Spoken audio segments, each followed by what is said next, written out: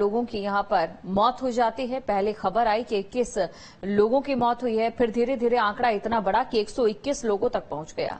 लेकिन अभी तक ये तय नहीं हो पाया है कि इतने विभत्स हादसे का मुजरिम कौन है। पुलिस ने कार्रवाई के नाम पर 41 लोगों की लिस्ट बनाई, जिसमें से 30 की गिरफ्तारी हो गई, लेकिन जिसकी वजह से जिसके कार्यक्रम में ये सब कुछ हुआ, पुलिस उसका नाम तक नहीं ले रही। वहीं बाबा कह रहा है कि होने को कौन टाल सकता है, लेकिन होने को कौन टाल सकता है।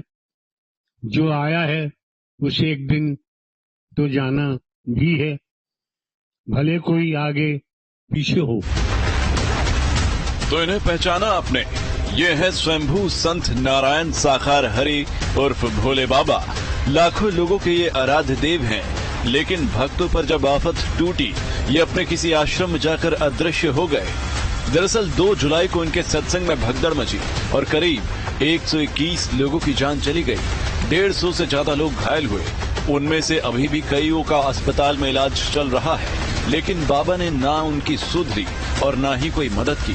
बाबा को लोगों के मरने का भी अफसोस नहीं है। स्वयं को भगवान कहने वाले बाबा का कहना है, जो आया है वो तो जाएगा ही। ये बोल उस बाबा के हैं जो खुद को देवों का देव कहते हैं, स्वयं को हरि कहते हैं। इनके भक्त इनको पूरे ब्रह्मांड का स्वामी मानते हैं। दावा यहाँ तक करते हैं कि ब्रह्मा, विष्णु और शंकर भी इन्हें अपना गुरु मानते हैं। और वही बाबा कह रहे हैं, होनी को कौन टाल सकता है। बाबा जी, होनी को तो टाला नहीं जा सकता है, और जो आया है वो जाएगा भी। जान गंवाने वाले परिवारों के साथ तो खड़ा रहा जा सकता था, घायलों को समय पर अस्पताल में पहुंचाया जा सकता था, लेकिन बाबा हादसे के बाद कहां लापता हुए कोई नहीं जानता।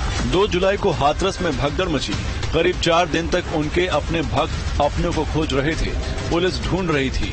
हर कोई ये जानना चाहता था, आखिर इतने बड़े हादसे के बाद बाबा है कहाँ। लेकिन बाबा गायब रहे।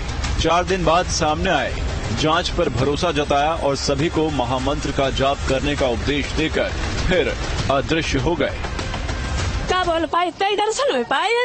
हाँ, अब बताए तो दही। तो आप कहाँ गए, बाबा कुछ बताया कहाँ गए यहाँ से? अब हमें क्या मालूम। अच्छा, हाँ, नहीं मालूम है। हमारा मन खुश रहता है, संतुष्ट रहते हैं, शरीर स्वस्थ रहता है। तो बाबा ने अब नहीं बताया कहाँ जा रहे हैं? ये नहीं बताया। तो यहाँ तो बोर्ड लगे हैं कि उपचार, उनका तबीयत ठीक नहीं है, वो यहाँ उपचार करवाएंगे, उसके बाद यहाँ से कहीं जाएंगे शाम। नहीं, उनके दर्शन से ही उपचार हो जाता है। नहीं, बाबा का भी तो स्वास्थ्य लाभ ठीक नहीं था, ये बोर्ड लगा हुआ है। क्या कह रहे हैं? बाबा का स्वास्थ्य लाभ ठीक नहीं है, दर्शक श्रद्धालु जो है वो उनसे नहीं मिल पाएंगे, ये लिखा हुआ है। इतने हमें तो अपने दर्शन करके हमारे स्वस्थ। बाबा ने कुछ कहा? परमात्मा ब्रह्मांड के मालिक हैं, हमारे यहाँ तो उनको देख के भर गई। बाबा का ये 6 जुलाई की सुबह का दिया गया बयान है। 2 जुलाई के बाद ये पहला बयान था। अब करीब 12 दिन बाद, यानी हादसे के बाद दूसरी बार बाबा नारायण साकार हरि दिखाई दिए हैं।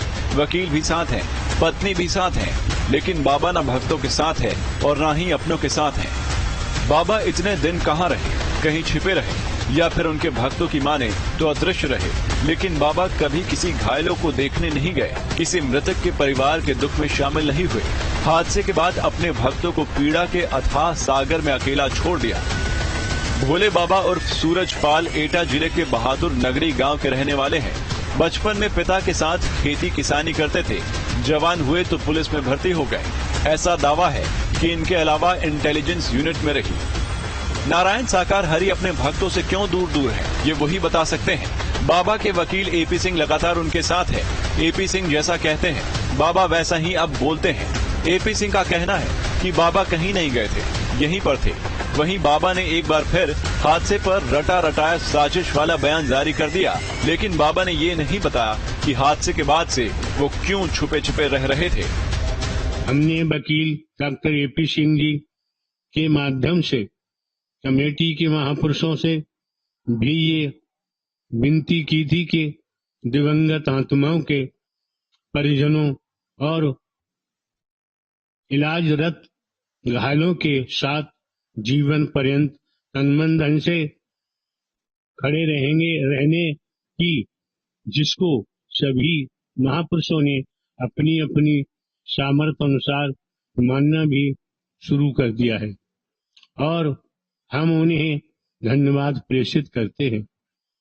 अभी हम चिकित्सकों के परामर्श के अनुसार स्वास्थ्य लाभ के लिए अपनी जन्मभूमि निज प्रवास बहादुर नगर में है। अभी वो जांच चल रही है, अभी टाइम है, पूरा जांच करेंगे। निश्चित तौर पर जिस आशंका को माननीय मुख्यमंत्री योगी जी ने भी कहा, एसआईटी ने भी कहा, न्यायिक आयोग भी कह रहा है और नारायण साकार हरि जी ने भी कहा, साजिश है, षड्यंत्र है और स्प्रे किया गया, जहरीला स्प्रे जिसके द्वारा हुआ है। और यहाँ सभी लोग हैं, विटनेस कह रहे हैं, आई विटनेस कह रहे हैं, इंजर्ड कह रहे हैं, उस बात को कह रहे हैं, मान रहे हैं हुआ है।